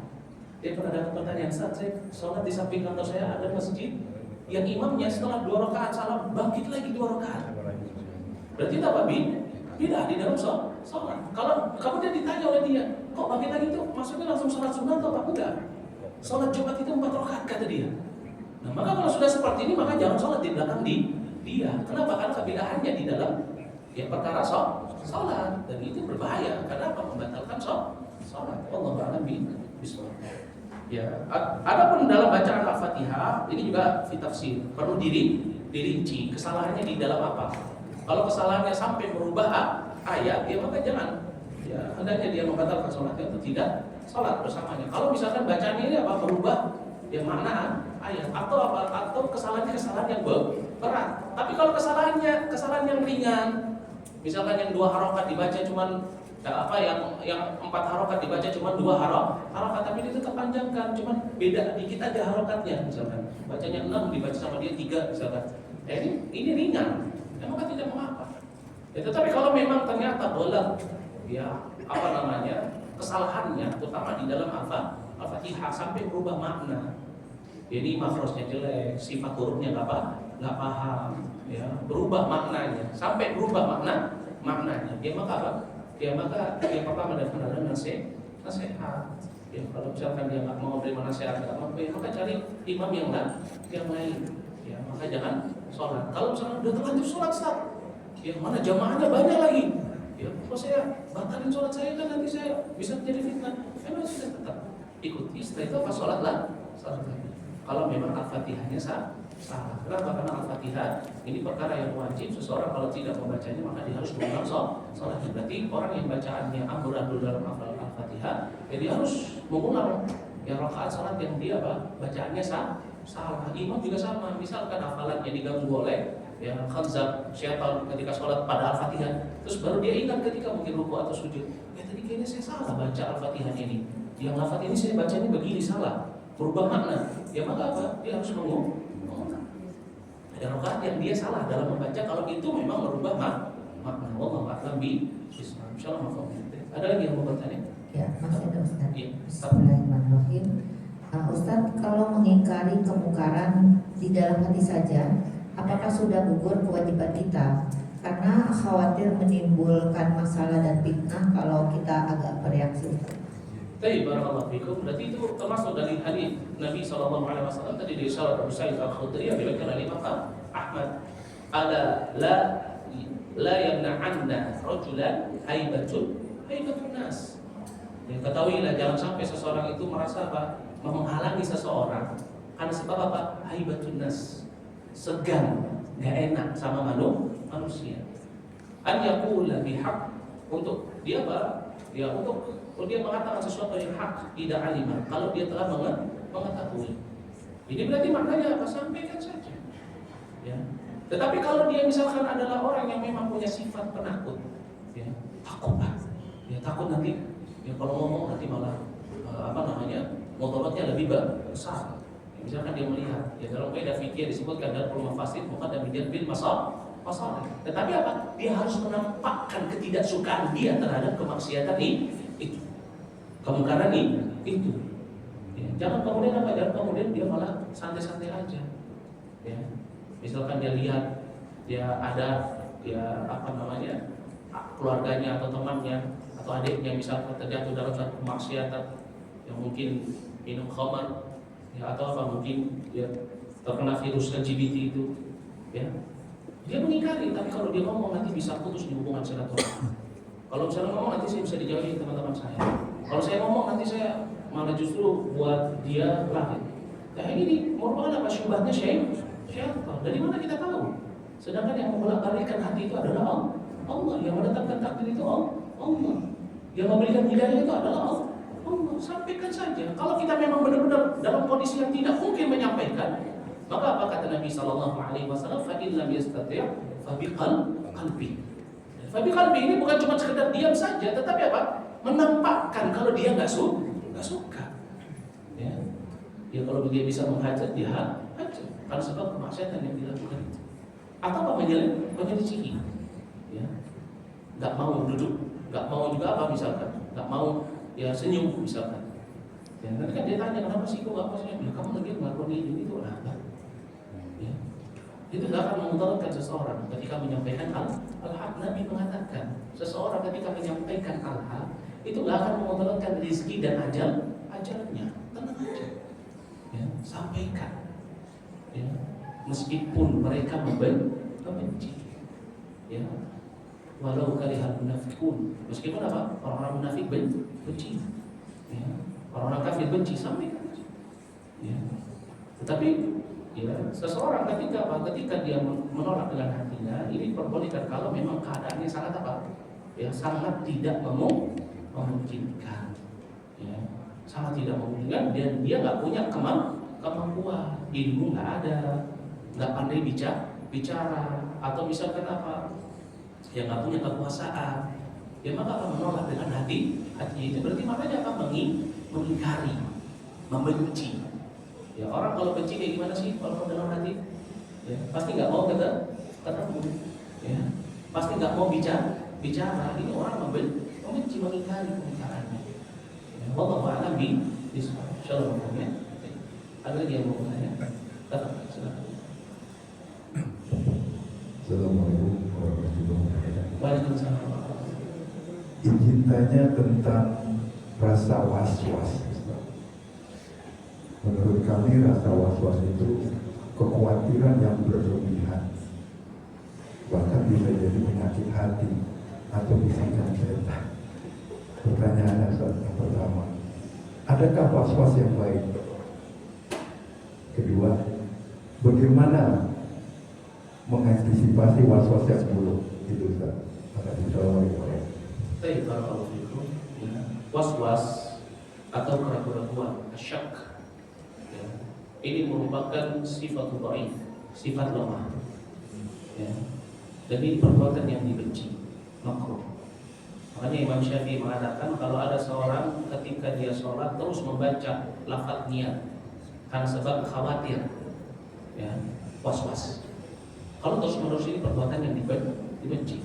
Dan dalam mazhab Imam Syafi'i kalau hanya sekali-sekali tidak mengapa. Dan kalau terus-menerus dibenci, kenapa? Karena syak. Ini diddul iman. Keraguan-keraguan ini lawan daripada iman. Iman itu maknanya apa? Keyakinan. Maka dari itu apa? Ragu-ragu, was-was itu perbuatan yang apa? Perbuatan yang ya tidak baik. Yang kalau ada pada diri manusia, diri kita, hilangkan. Ya. Jangan sampai apa terbiasa dengan perasaan was-was. Lalu ada nggak was-was yang baik? Misalkan saya was-was ya terhadap ya kematian, was-was kalau misalkan nanti diadab di neraka. Ini namanya sifat waraq, wazuhud. Ini yang ada, ini yang diperbolehkan. Itu sifat zuhud dan waraq. Apa itu waraq? Waraq disebutkan oleh Syekhul Islam Ibnu Taimiyah. Waraq itu adalah tarku ya ma yakhafu dararuhu ya fil akhirah. Meninggalkan perkara-perkara yang dikhawatirkan akan memudaratkan dia untuk akhirat. Ini bukan was-was. Bukan was-was itu maknanya apa? Kegoncangan. Jadi ada keraguan. Saya sudah wudu belum ya? Tadi saya sudah sholat belum ya? Jangan-jangan saya tadi beriman atau enggak? Ini adalah syubhat syaitan. Enggak boleh seseorang itu memiliki apa sifat was-was. Ya, maka dari itu apa? Maka dari itu kalau misalkan ada was-was, yang diperintahkan kita mengucapkan kalimat apa? A'udzubillahi minasyaitonir rajim. Karena waswas itu datang dari syaitan. Seorang mukmin enggak boleh punya sifat was-was. Yang diperbolehkan memiliki sifat wara dan zuhud. Zuhud itu apa? Disebut oleh Syekhul Islam Ibnu Taimiyah. Zuhud itu adalah kataku ma la yanfa'u fil akhirah. Meninggalkan apa-apa yang tidak bermanfaat untuk akhirat sehingga dia menjalankan perkara yang baik. Tetapi bukan was-was. Ya, karena was-was ini adalah sifat yang jelek. Makanya Nabi mengatakan al-mu'minu qawiyyun khairun wa ahabbu ila Allah minal mu'minin dhaif. Seorang mukmin yang kuat itu lebih baik dan lebih Allah cintai daripada seorang mukmin yang lemah. Siapa seorang mukmin yang lemah? Yang pertama bukan hanya jasadnya yang lemah, tapi apa? Hatinya lemah. Dan hati yang lemah itu disebut oleh para ulama karena sebab was-was. Maka dari itu di dalam mazhab Imam Syafi'i mengatakan, ya kenapa? Karena orang yang suka melafazkan niat dalam setiap sholatnya itu menunjukkan lemahnya iman. Alasannya kenapa? Ragu. Ya, padahal seorang mukmin qawi lebih baik. Orang yang iman yang kuat. Ya, maka dia nggak perlu lagi melafazkan niat karena niat maka muhafil. Kan niat itu tempatnya di hati. Orang yang iman yang kuat dia nggak perlu untuk apa? Dia nggak perlu untuk ya mengucapkan lagi. Ya, tetapi kalau dikhawatirkan ragu, ada kegoncangan, misalkan filhab ketika hal atau ketika di tengah-tengah mungkin ada kegaduhan atau misalnya, sehingga dia harus membaca niat dalam amalannya atau dalam sholatnya dibacakan aku mau sholat duhur ya karena takut berubah maka tidak mengapa sesekali. Tapi kalau sering-sering maka di dalam mazhab Imam Syafi'i termasuk perbuatan yang dibenci meskipun ada khilaf di kalangan mazhab Imam Syafi'i. Wallahu a'lam bishawab. Ada lagi yang mau bertanya? Assalamualaikum warahmatullahi wabarakatuh. Waalaikumsalam. Di era digital sekarang ini apakah untuk mengingkari kemungkaran cukup dengan misal kita buat status, terus status WA atau di sosmed, terus men-share artikel yang khususnya ini yang isu LGBT gitu. Kita ada grup WA di lingkungan RT di mana salah satu anak dari warga kita itu memang menyimpang gitu dalam hal perlindungan sesama jenis gitu. Kita share aja perubahan nasihat atau penyimpangan itu baik dari sisi agama maupun dari sisi medisnya, itu apakah itu sudah cukup tanpa harus kita speak up langsung ke orang ini? Jadi barakallahu fikum, masya Allah. Ini juga perkara yang sangat penting. Menegakkan amar ma'ruf nahi munkar ini bagian daripada din, bagian daripada agama. Wa hadza alamatul iman, tanda daripada keimanan, sifatul mukminin, dan sifatnya orang-orang yang beriman. Ya.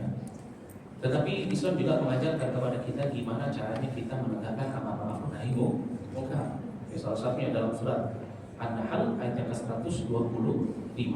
Allah Subhanahu wa taala berfirman, "Ud'u ila sabili rabbika bil hikmati wal mau'izatil hasanah wajadilhum billati hiya ahsan." Itu apa? Serulah manusia ke jalan Rabbmu bil hikmah, dengan akhlak yang baik, wal mau'izatil hasanah, dengan penjelasan yang baik. Wajadilhum billati hiya ahsan. Kalau mereka mendebatmu, maka debat dengan cara yang baik. Ini cara Islam juga mengatur kepada kita dalam penegakan amar ma'ruf nahi munkar. Ya, karena pada hakikatnya orang yang melakukan kemaksiatan itu butuh dirangkul, bukan butuh untuk dihinakan. Ya, maka kalau kita mampu untuk menasihati, kita hanya mampu menasihatinya dengan men-share. Ya, maka nggak apa-apa men-share, tapi pilih share-sharannya itu adalah kalimat-kalimat yang baik, kalimat yang sopan, kalimat yang nggak menyakiti hati, kalimat yang memang benar-benar tidak keras. Ya, nggak apa-apa kita ngirimkan itu, kemudian kita minta maaf ini untuk saya menginginkan ini untuk kebaikan kita semua karena cinta saya, nggak ada masalah. Ya, tetapi jangan sampai seseorang menegakkan amar ma'ruf nahi munkar, berdakwah tapi tidak ikhlas. Itu apa? Ini yang banyak terjadi di tengah-tengah kita. Orang-orang yang men-share kajian-kajian, men-share meme-meme, ya, yang kaitannya dengan dakwah, hadis, ayat, tujuannya adalah apa? Menyindir orang yang melakukan untuk sakit hatinya, ya. Atau apa? Atau karena dia bermusuhan dengannya, gini-gini, ya, biar dia kena nih, rasakan. Ya, jangan. Ya, dakwah itu perlu yang namanya ikhlas. Kalau kayak gitu gimana? Dosa dia. Kenapa? Karena hati ini juga nanti akan diminta bertanggung jawab. Hati-hati, syaitan itu cerdas, ya, licik, bukan cerdas. Syaitan itu licik. Ya, terkadang kesannya baik yang dikemas dalam bentuk nasihat, padahal apa? Tujuannya adalah apa? Ingin mempermalukan saudaranya, membuat sakit hati saudara. Makanya kalau kita nggak mampu ikhlas dalam nasihat, maka diam itu lebih baik. Tapi kalau kita mampu, ini kasihan si fulan, ya. Ciri orang yang ikhlas dalam nasihat itu apa? Menginginkan kebaikan. Ya. Maka orang yang ikhlas dalam nasihat itu maka apa? Maka nasihatnya pun pasti akan diterima. Ya. Kalau nggak diterima, dia nggak akan marah. Makanya ciri orang yang menasihati kalau nggak diterima, kalau dia ikhlas, dia di debat, dia nggak akan untuk apa? Untuk menimpali debatan. Ya, misalkan dia ngirim faedah, ada orang lagi membalas, oh kata ini begini, udah nggak usah dibalas. Ya, karena tujuan kita cuma untuk memberikan peringatan. Urusan hidayah, ikut atau enggak itu urusan dia dengan Allah. Ya, maka penting juga yang di dalam apa? Nasihat itu ikhlas. Tapi sudah cukup kan? Sudah cukup. Ya, bahkan itulah yang penting. Nabi SAW mengatakan, "Balighu anni walau ayat." Sampaikan kepadaku meskipun hanya satu ayat. Sampaikan. Tapi Ustaz, itu teman saya yang suka nyampe-nyampekan gitu, dia juga keadaannya jelek, Ustaz. Ya. Berarti dia terkena firman Allah, wala taqulu terkena perkataan firman Allah dalam surat As-Saff ayat yang 2 sampai 3. Ya, Allah Subhanahu wa taala berfirman, ya, kabur maqtan ilallahi an taqulu ma la taf'alun. Ya, lima taquluna ma la taf'alun. Kabur maqtan ilallahi an taqulu ma la taf'alun. Ya, kenapa aku mengatakan sesuatu yang tidak engkau kerjakan? Sungguh besar kemurkaan Allah bagi orang yang mengatakan sesuatu yang tidak dia kerjakan. Saya takut Ustaz, saya mendingan diam aja deh Ustaz, daripada saya ngasih faedah. Nanti ternyata saya sendiri juga belum benar Ustaz. Ini namanya syaitan bisu, dan ini adalah tipu daya syaitan. Al-Hasan Al-Basri pernah mengatakan kepada muridnya, ya, Al-Hasan Al-Basri katakan kepada muridnya, berikan nasihat kepada manusia, peringatan. Kata muridnya, kami khawatir karena firman Allah di surat As-Saff ayat yang kedua sampai dengan ayat yang ketiga, lima taquluna ma la taf'alun, kabura maqtan indallahi an taqulu ma la taf'alun. Apa kata Al-Hasan Al-Basri? Ini merupakan syaitan. Kenapa? Siapa manusia yang bisa sempurna sampai gak melakukan suatu dosa? Ya kalau kita punya kebaikan, sampaikan. Ya, meskipun kita sendiri mungkin belum bisa melakukan, sampaikan. Sambil bersama dengan itu, nasihat itu juga untuk diri kita. Ya, jangan kemudian menjadi sombong juga, sering ngirim nasihat, tapi ngerasa dirinya apa? Paling benar.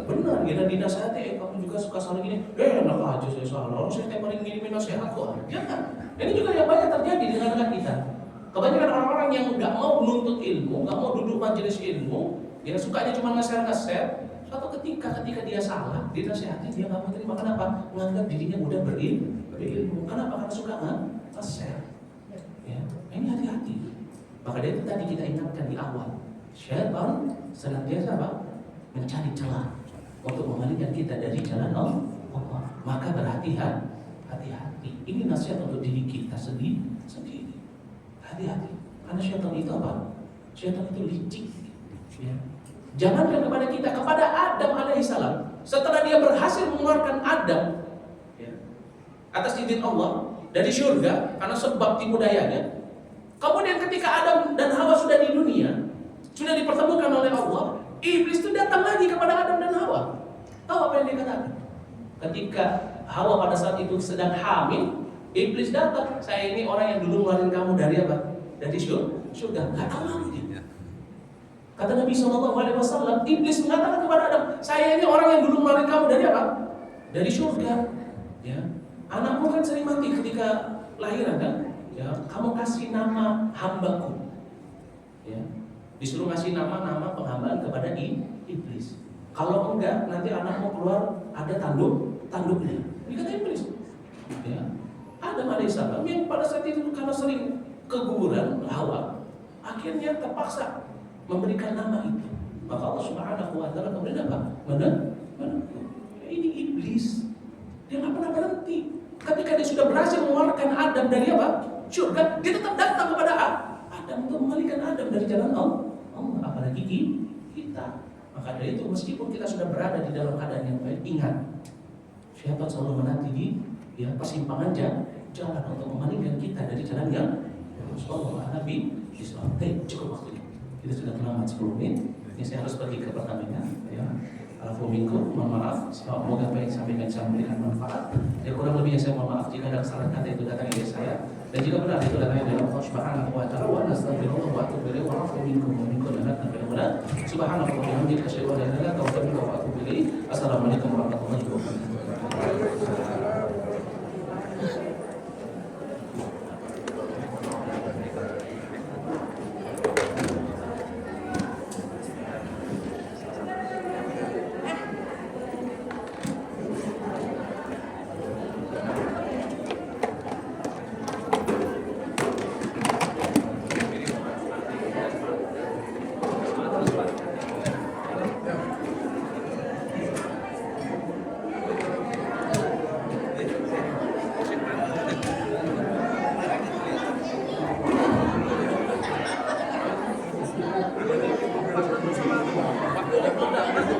Ya nanti lain kabar itu saja kalau tuh pas lagi di mana yang anak-anak pas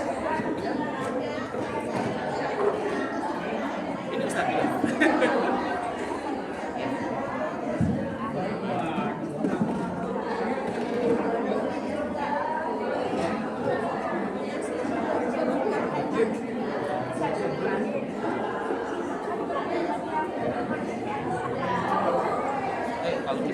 Kalau memang perkataan dia menurunkan, ya nggak berdosa. Kalau misalkan memang perkataan dia menurunkan, tidak menyenangkan komentar, tidak menyenangkan membuat keributan, atau membuat kita sakit hati. Nah, kalau misalkan memang kita sakit hati, kita aman karena kita admin, kita yang punya grup atau yang ketua grup, nggak apa-apa, nggak usah. Yang penting jangan mencela.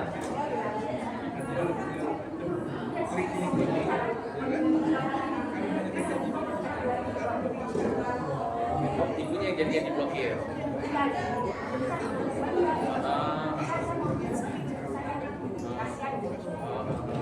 Jadi ibunya yang diblokir sekarang. Kalau nasihat Ana sih, kalau nasihat Ana yang baik datang. Nah, sudah. Yang penting tetap jaga hati, tetap jaga lisan, jangan mencela dia, juga jangan benci dan seperti itu. Dari pajak ini.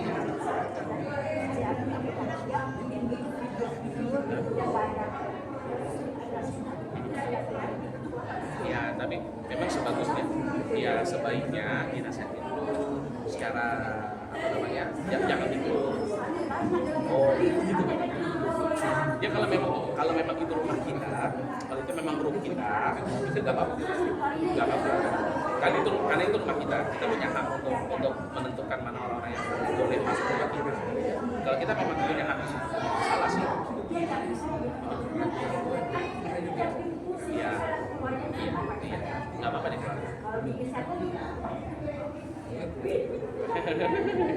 Ya nggak apa-apa. Kan memang tugasnya admin grup itu kan mengawasi. Kalau misalkan ada terjadi keributan atau sesuatu yang membahayakan atau mudaratkan ya.